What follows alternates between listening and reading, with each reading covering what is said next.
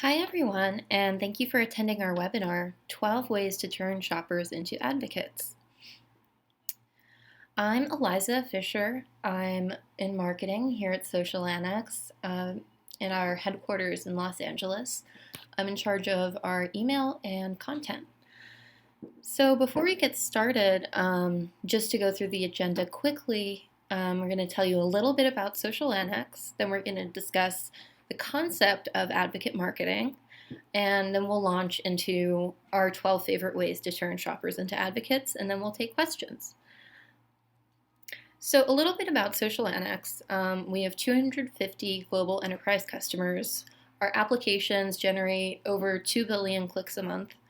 We have over 140 employees in our offices in Los Angeles, the UK, and India. And we turn browsers into buyers, buyers into loyal customers, and loyal customers into advocates, who then bring more interested shoppers back to you. So our products include customer loyalty, login services, sharing and referrals, user-generated content, visual commerce, and contests. And to expand on how we enhance every step of the customer journey, our social login, visual commerce, ratings, reviews, and questions and answers solutions transform browsers into buyers. Our omnichannel loyalty, gamification, and contest solutions turn buyers into loyal customers. These quote-unquote loyalists then become advocates with our refer a friend, share and save, ratings and reviews, and Q&A and visual commerce solutions. And then finally, advocates bring more browsers back to your site via share and save and refer a friend. So with that, who are advocates and why do you need them? Here are a few different points of view. David Berkowitz of 360i says that an advocate is someone who needs no incentive to tell others great things about you. Augie Ray of Forrester defines an advocate as a person who not only buys from the brand but will act to protect, promote, and help it. My favorite definition is from Jay Baer. He calls advocates volunteer marketers. And an advocate might not even necessarily be a customer. There will inevitably be people who come to your site, sign up so they and a friend can take advantage of a referral deal, but then never buy. Or someone might own a product of yours that they got through a third party, but they'll take a picture of it and hashtag your brand regardless. Or in the case especially of certain luxury brands with high price points, people may follow you on social and talk about your products and your brand, but never buy from you, but nonetheless they're spreading the word. And these aren't the bulk of advocates, but these situations happen and we don't necessarily want to discourage them. And advocate marketing works. So 92% of customers trust brand advocates. Word of mouth is behind 20 to 50% of all purchasing decisions. Marketing-induced customer word of mouth generates twice the amount of sales as paid advertising. Offers shared by advocates convert at a 4 to 10 times higher rate than offers shared by businesses. And people actually want to be advocates. 25% of people choose to engage with a company because they want to join its community of fans. 73% of millennials feel it's their responsibility to help friends make smart purchase decisions.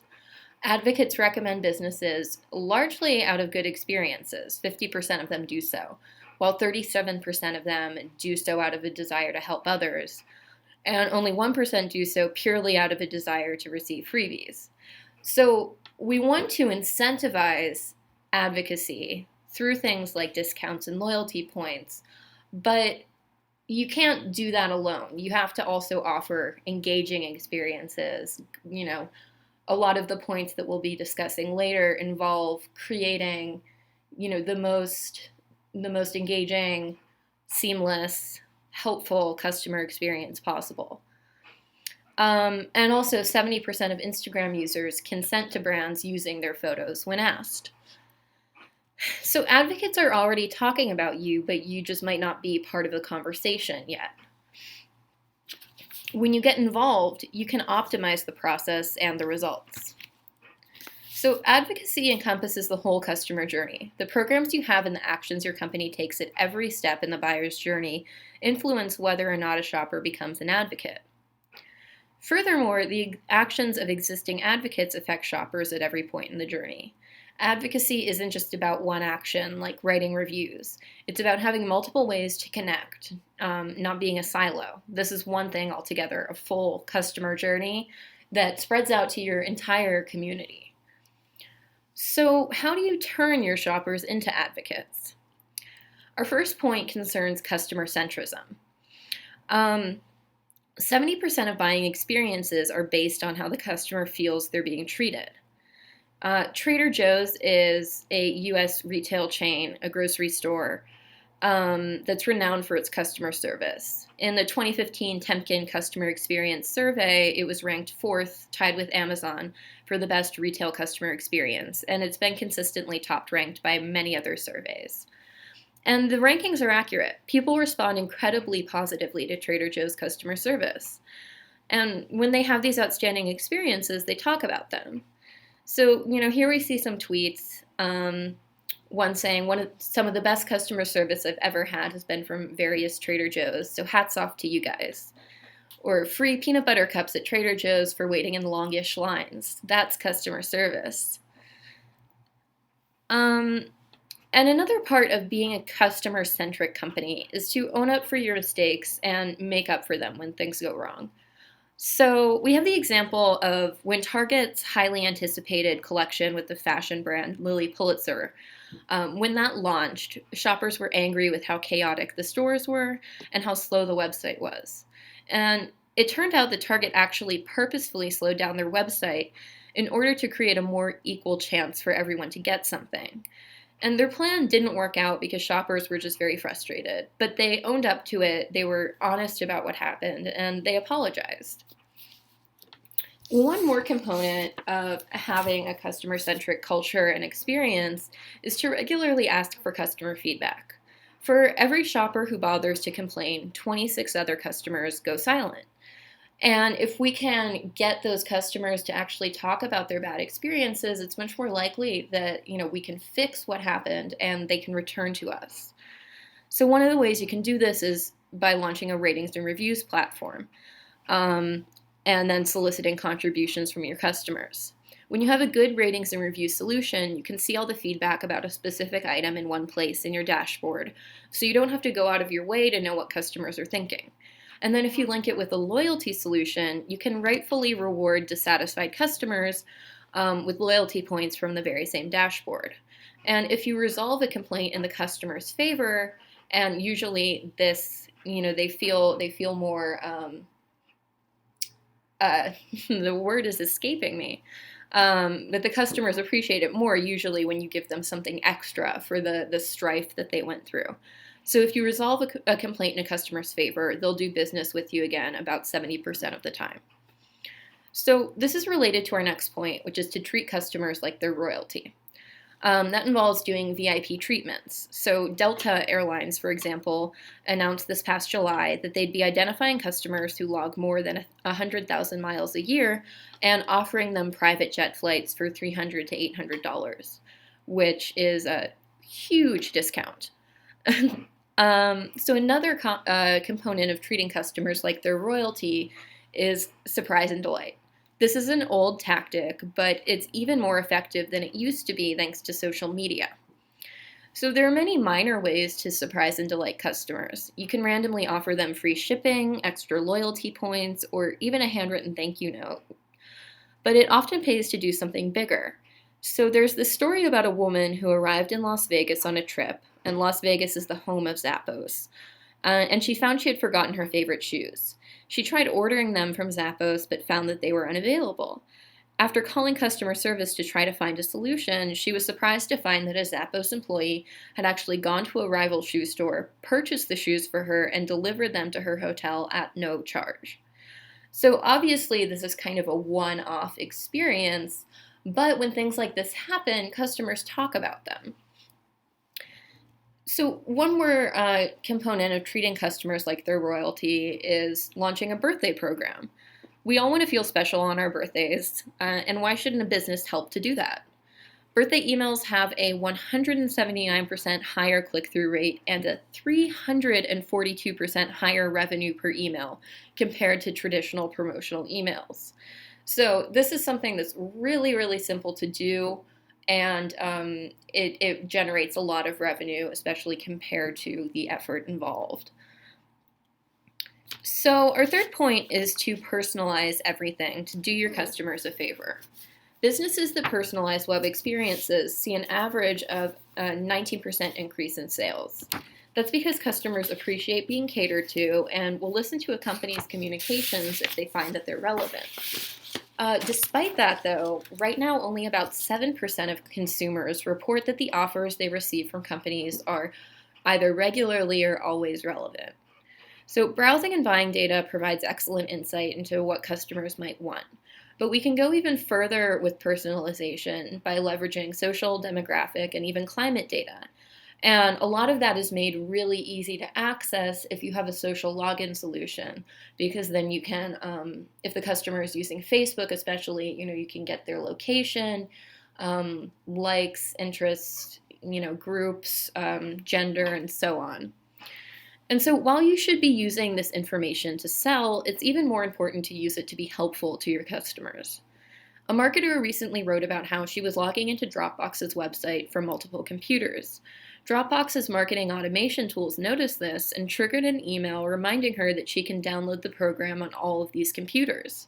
She hadn't even been aware that this was a feature, and so this was, it was not an upsell, it was just purely doing her a favor. So aside from offering personalized email experiences, you can build personalization into part of your product or site experience. Spotify does an excellent job of this with its recommendation engine. It suggests bands, and it even creates a weekly playlist for users to discover new music. Our fourth point is to host contests that reward creativity. Contests create 5.5 times more engagement than simple social media posts. If you do the right kinds of contests, you get shoppers and fans, maybe even people who've never bought from you, to advertise on your behalf. So this is where it pays to be creative. Doing a simple sweepstakes can be helpful, but it's nothing new. You should launch contests that incentivize customers to create content that they themselves promote. So the fashion boutique Bonadrag does this really well. They have a yearly holiday contest in which they ask their audience to make collages of their wish lists. And the people who participate in this often go above and beyond the simple, sort of polyvore collage on a white background. They make, as you can see in these examples, really creative and beautiful images. And these speak to both the individuality of the consumers and also to the identity of Bonadrag and its brand. And, it creates unique, very interesting visual content for them to reuse. Our fifth point is to create a streamlined referral program. So refer a friend programs are generally very successful at bringing in new customers. One example that I love is the app ClassPass. And they have a link in their app that just says get $20, and you click on it and you arrive at this page. And within one tap you can refer a friend, and then the friend will get a text message, an email, or you can just send the link to them in another way, and that's all it takes. And so when you facilitate it, of course more customers are likely to do it. Customers referred by other customers, meanwhile, have a 37% higher retention rate and are 18% more loyal than customers acquired by other means.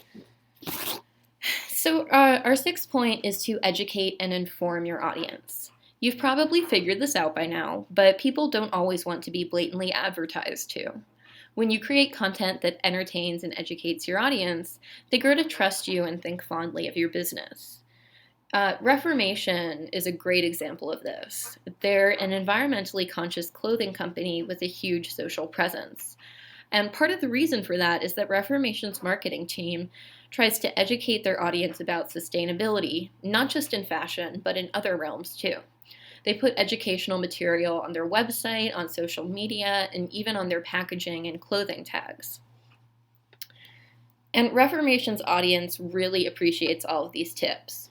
You can see here this person announces that she finally bought a few pieces from Reformation, And she loves the email that she got about how much carbon pollution she avoided and how much water she saved by purchasing from them, and spread the word about it on social media. And you can see that the other people who are commenting on her posts are really enthusiastic about the brand too. Our other point about educating and informing your audience is questions and answers. So this is when you let your customers educate other shoppers. A Q&A platform allows you to systematize this, and you can power your content marketing efforts through it by reusing some of the more interesting Q&As. So Traeger Grills, who's one of our clients, has a Q&A platform that their customers really love. It's all about passionate cooks educating other passionate cooks. And it's simple, it looks good, and they get the information they need right on the product page. So this is related to the concept of transparency. Communicating transparently with customers doesn't just keep them satisfied. It allows you to share all the effort that happens behind the scenes. This applies to something as simple as what Domino's Pizza does by letting their customers be aware of every step of the pizza making process up through the time of delivery. Their pizza tracker manages expectations and even entertains consumers. It's gained tons of recognition, and it's a source of humor and renown in a way, as well as information. You're likely to win more advocates, though, with a truly deep commitment to transparency. Everlane is a company that's doing wonders with this. They give their consumers detailed information about their supply chains, labor costs, pricing models, transportation costs, and so on. And their customers really love this. They feel like they're getting a fair deal from a company that respects them. This brings me to number 8, which is to work for a cause. 66% of people are willing to pay more for products and services that come from companies who are committed to positive social and environmental impact. A good example of a company that has social responsibility as a part of their core value is Tom's. Since its founding in 2006, Tom's has donated 50 million pairs of shoes to children in need by donating 1 pair for every pair purchased. And they have dozens more charity initiatives beyond shoes. Customers embrace Tom's for their mission. But of course, you don't need to go as far as Tom's and their whole business model. You can do something simpler. So AT&T, for example, recently created a campaign with an emotional video that focused on how texting while driving can forever change the life of the driver and others. The It Can Wait, the Power of a Movement campaign had such great repercussions that it gained the support of more than 1,500 other organizations, including names like Walt Disney and Goodyear. And It Can Wait has become a recognizable slogan in its own right, with people using it organically. But the campaign has gathered 8 million pledges not to text and drive so far. And AT&T is still at the center of this conversation, even as the slogan has weaved its way into everyday discussions. Our 9th point is to create a sense of community and collaboration. For the past 3 years, Lay's Potato Chips has been doing a contest called Do Us a Flavor, in which customers come up with their ideal combination for the next flavor of Lay's. Once thousands of flavors are submitted, Lay's chooses 3 finalists and allows the public to vote on the best one. The winner gets $1 million or a certain percentage of the sales for a year, whichever is bigger. The campaign generates tons of word-of-mouth marketing every year because of these unique flavors and the fact that there's such a big prize. And more importantly, when consumers play a vital role in the marketing and development of a new product, they feel like they're part of a valued and exciting community. So even if you don't host a creative competition like Lay's, you can still have customers collaborate on content marketing with you by asking them to share their photos of your products with a specific hashtag.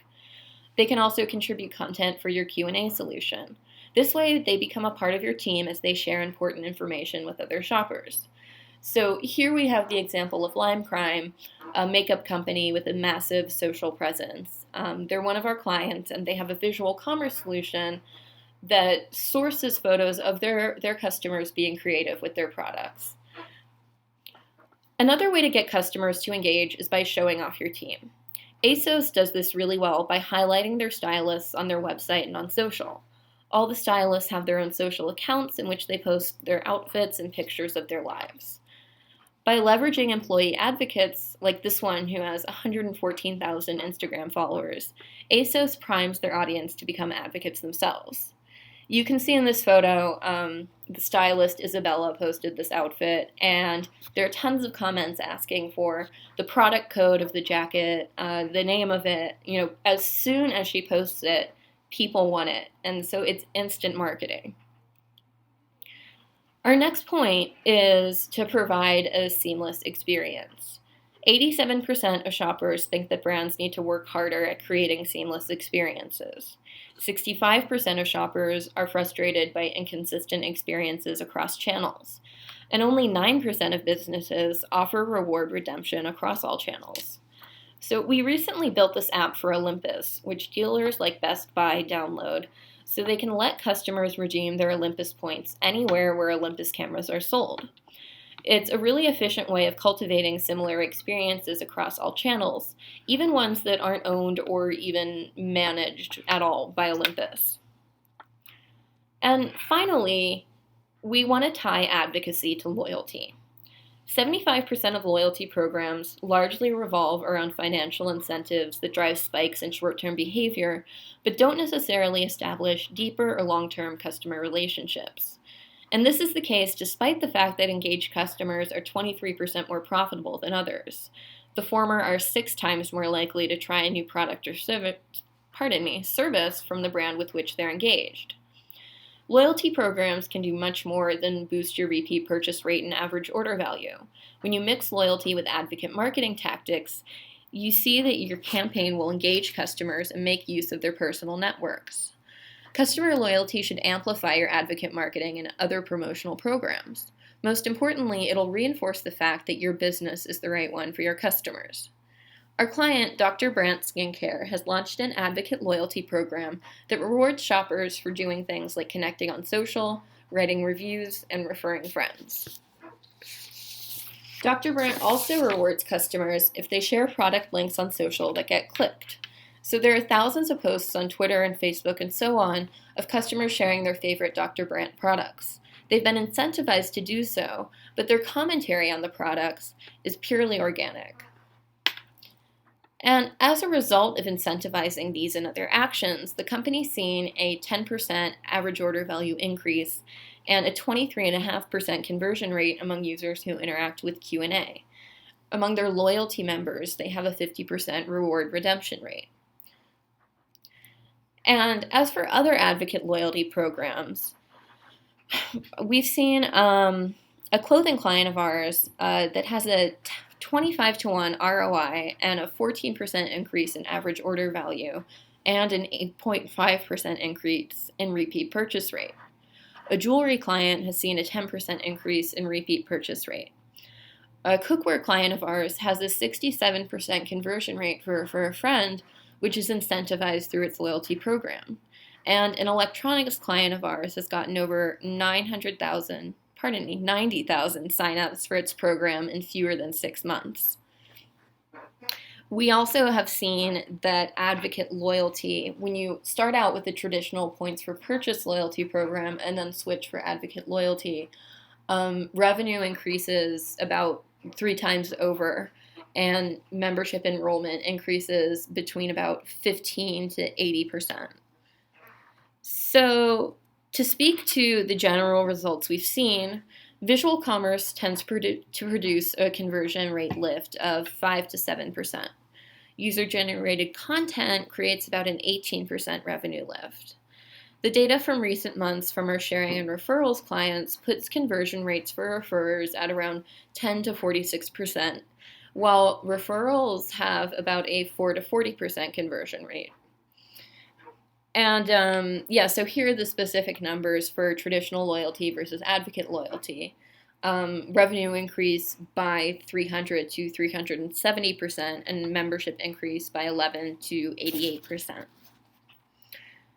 So now we're going to go to questions. Our first question that we have is about creating a seamless experience. So the question is, what are some other ways in which marketers can make their program seamless? Especially for a loyalty program, how do we merge the online and offline experience? So I would say that it's crucial, first of all, to make sure that all of your experiences on all different channels are responsive and engaging. So this should be true for your referral program, your email marketing, your loyalty program, any other kind of campaign or, interactive thing that you are running on your site or on your app. And in terms of in-store loyalty merging with online, I'd recommend a number of things. I would say that you should really incentivize your customers to visit stores. And you can reward them with special in-store deals or even get them to share photos of your stores with a special hashtag with which you can then reward them. So you should also make sure that any solution you use is fully integrated with your POS so you can facilitate in-store redemption and earning. So there are tons of other things too, like weaving social in with your in-store campaigns or launching special in-store marketing events that will spur online engagement.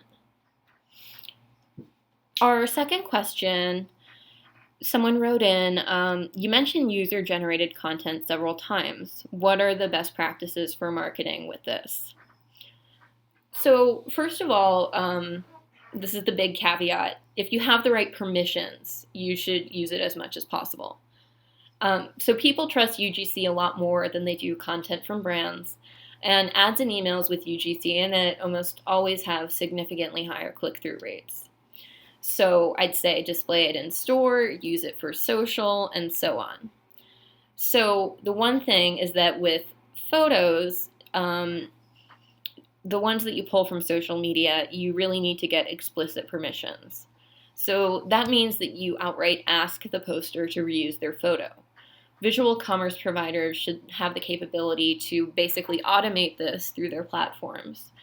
And when you do have explicit permissions to use a photo, and I mentioned before that about 70% of Instagram users agree to brands using their photo when the brands ask. Then you can use these in social posts and Facebook ads, Instagram ads, any other kind of ads, emails, and so on and so forth. I'm a big fan of digital screens in store that display UGC in real time. I think it's a very cool interactive experience.